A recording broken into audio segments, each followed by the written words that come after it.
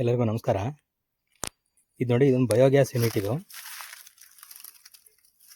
ನೋಡಿ ಹೇಗಿದೆ biogas unit.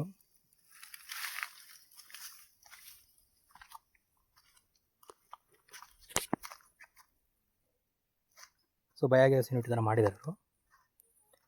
ಸ್ವಲ್ಪ ಎತ್ತರ ಜಾಗದಲ್ಲಿ ಮಾಡಿದ್ದಾರೆ. ಇವರೇನು ಮಾಡ್ತಾರೆ, ಡೈಲಿ ಸಗಣಿನ ತಂದು ಇದಕ್ಕೆ ಕಡಿತಾರೆ, ಇದಕ್ಕೆ ಹಾಕ್ತಾರೆ. ಸಗಣಿ ಹಾಕಿ ಸ್ವಲ್ಪ ನೀರು ಮಿಕ್ಸ್ ಮಾಡಿ ತೆಳ್ಳಗೆ ಸ್ಲರಿ ಥರ ಮಾಡ್ತಾರೆ. ಸ್ಲರಿ ಥರ ಮಾಡಿದ್ದನ್ನು ನೆಕ್ಸ್ಟು ಇದೆಯಲ್ಲ, ಇದನ್ನು ಎತ್ತಿದ್ರೆ ಇದ್ರ ಮೂಲಕ ಸಗಣಿ ಒಳಗೆ ಹೋಗುತ್ತೆ. ಒಳಗೆ ಹೋಗಿ ಈ ಒಂದು ಏನು ಪ್ಲಾಸ್ಟಿಕ್ ಕಂಟೈನರ್ ಇದೆ, ಇದು ಪ್ಲಾಸ್ಟಿಕ್ ಬ್ಯಾಗು, ಇದರಲ್ಲಿ ಸೇರ್ಕೊಳ್ಳುತ್ತೆ. ಸೇರಿಕೊಂಡು ಅಲ್ಲಿ ಗ್ಯಾಸ್ ಉತ್ಪತ್ತಿ ಆಗುತ್ತೆ. ನಮಗೇನು ಬಯೋಗ್ಯಾಸ್ ಇದೆ ಉತ್ಪತ್ತಿ ಆಗುತ್ತೆ. ಉತ್ಪತ್ತಿಯಾಗಿರೋ ಬಯೋಗ್ಯಾಸು ನಿಮಗೆ ಈ ಪೈಪ್ ಮುಖಾಂತರ ಮನೆಗೆ ಹೋಗುತ್ತೆ. ಮನೆಗೆ ಹೋಗಿ ಅಡುಗೆ ಮನೇಲಿ ಬಳಸ್ಕೊತಾ ಇದ್ದಾರೆ.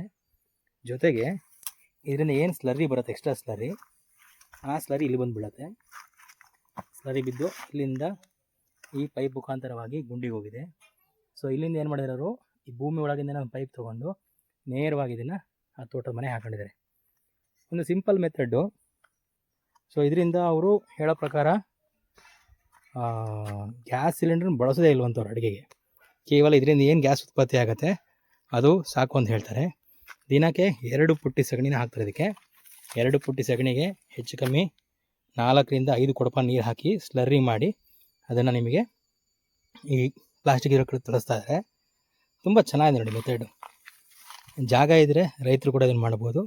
ಆ ಗ್ಯಾಸಿನ ವೆಯ್ಟ್ ನೋಡೋಕ್ಕೋಸ್ಕರ ಅದ್ರ ಮೇಲೊಂದು ವೆಯ್ಟ್ ಇಟ್ಟಿರ್ತಾರೆ. ಸೊ ದಟ್ ಎಷ್ಟು ಇದೆ ಪ್ರೆಷರ್ ಗೊತ್ತಾಗ್ತಾ ಹೋಗೋದಿರಲಿ. ಸೊ ಯಾರು ರೈತರು ಈ ಥರ ಮಾಡೋಂಥ ಆಸಕ್ತಿ ಇದ್ದರೆ ಅವರು ಕೂಡ ಈ ಥರ ಒಂದು ಬಯೋಗ್ಯಾಸ್ ಯೂನಿಟನ್ನು ಮಾಡ್ಕೋಬೋದು. ತುಂಬ ಹೆಲ್ಪ್ ಆಗುತ್ತೆ. ಅದು ಎಸ್ಪೆಷಲಿ ಈಗಿನ ಗ್ಯಾಸ್ ರೇಟಲ್ಲಿ ಮತ್ತು ಗ್ಯಾಸಿನ ಅವೈಲಬಿಲಿಟಿ ಕಡಿಮೆ ಇರೋದ್ರಿಂದ ಈ ಥರ ನ್ಯಾಚುರಲ್ ಬಯೋಗ್ಯಾಸ್ಗಳನ್ನ ಬಳಸೋದ್ರಿಂದ ನಿಮಗೆ ಗ್ಯಾಸಿನ ಸಮಸ್ಯೆ ಕೂಡ ಕಡಿಮೆ ಆಗುತ್ತೆ. ಸೊ ಆಸಕ್ತ ರೈತರು ಜಾಗ ಇದ್ದರೆ ತಾವು ಈ ಥರ ಒಂದು ಬಯೋಗ್ಯಾಸ್ ಯೂನಿಟನ್ನು ಹಾಕ್ಬೋದು ಅಂತ ಹೇಳೋಕ್ಕೆ ನಾನು ಇಷ್ಟಪಡ್ತೀನಿ. ಧನ್ಯವಾದಗಳು.